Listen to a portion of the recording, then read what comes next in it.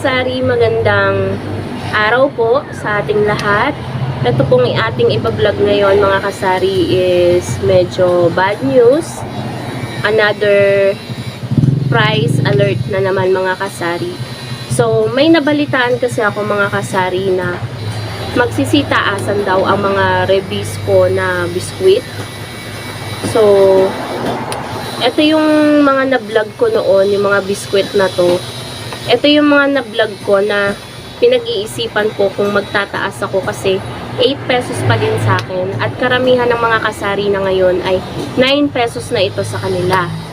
Dahil yung puhunan ay medyo tumaas. Pansin naman natin yan sa mga resibo.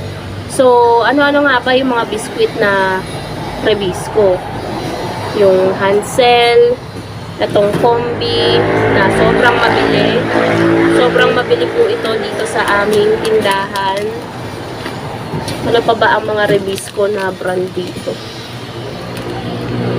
Mga Choco Mucho. Alam ko Choco Mucho Rebisco to eh. Mga Rebisco crackers. Dati mura-mura din ang puhunan yan eh. Yan natin to.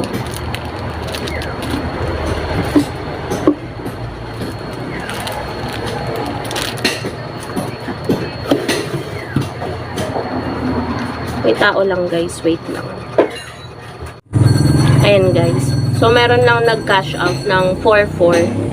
Kain tayo ng langka.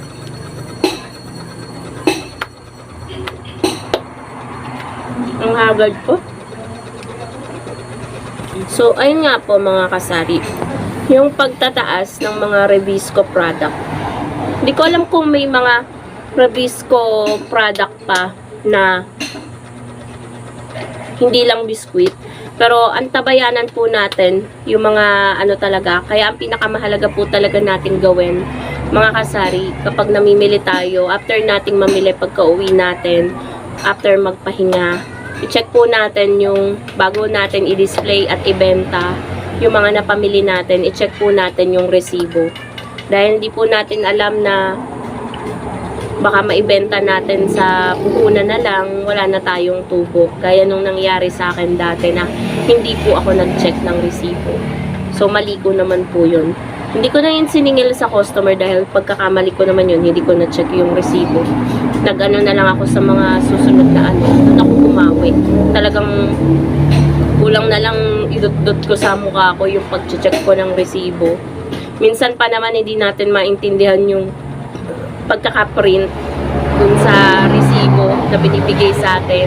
Minsan ang gulo-gulo, minsan ang labo-labo pa, parang kulang pa sa ink. So, ayun nga mga kasari, kapag namili, pag ngayon, this week, mamimili kami, baka yakagin ko ulit si mother, ano kami, pure gold, depende basta kapag namili ako this week, may mga biskwit akong papamilihin, i-check natin yan.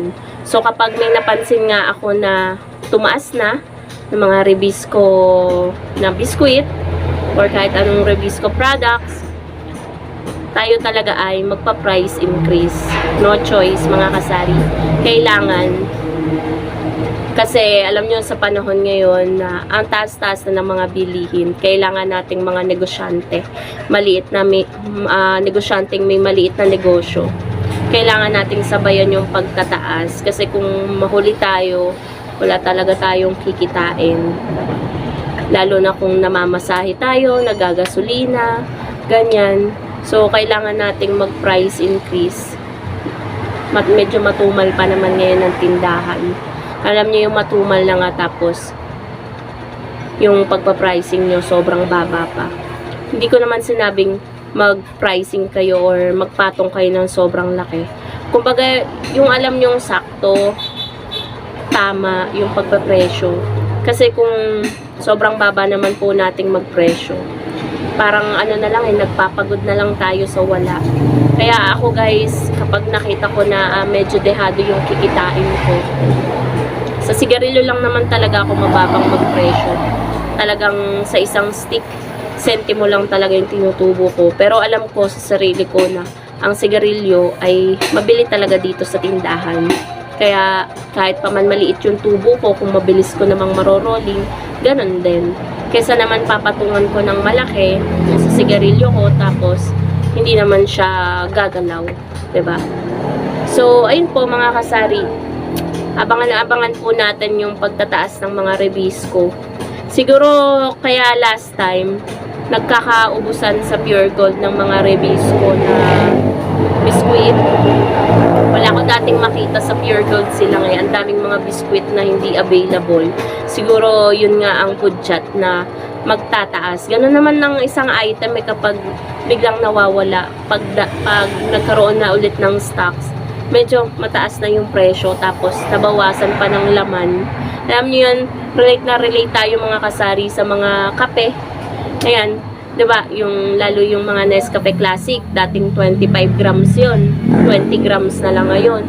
Tapos tumaas pa yung presyo, 'di ba? Tapos yung mga twin pack naman na kape, 'di ba? Dati ang mura lang, maraming laman, ngayon binawasan na. Halos pag pinindot mo yung mga twin pack, ang gaan-gaan, halos wala nang laman. Tapos sabi ng mga customer, matabang na daw sa asukal, ganun. Kaya dinadagdagan nila ng asukal. Ganun guys, parang umaano yung quality ng product kapag nagmamahal. Kumukonte, ganyan. Pero tayo as customer, ganyan. Ako, customer din ako kapag namimili ako. Tapos, sa negosyo ko, may mga customer ako. Parang ano-ano lang yan eh. Sanga-sanga, ganyan. So, ayun. Yun mga kasari ang bad news dito sa ating vlog.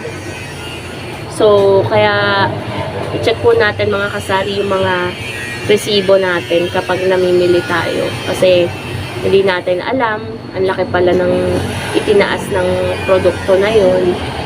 Tapos, sa puhunan mo na lang pala binibenta. Mahirap yun. Ang hirap mga kasari.